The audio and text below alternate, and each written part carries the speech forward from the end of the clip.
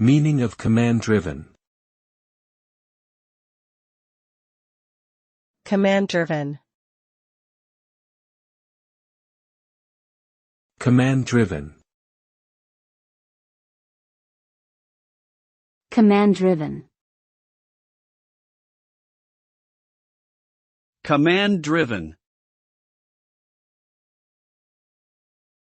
Command-driven is a term used to describe a computer system or program that requires the user to give specific promptings or commands in order to execute certain tasks or functions.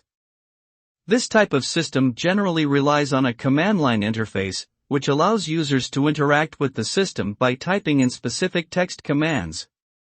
The result of using a command-driven system is often increased efficiency and speed, as the user is able to execute tasks quickly and accurately by simply entering the appropriate command. However, it can also require a higher level of technical knowledge and skill than other types of interfaces.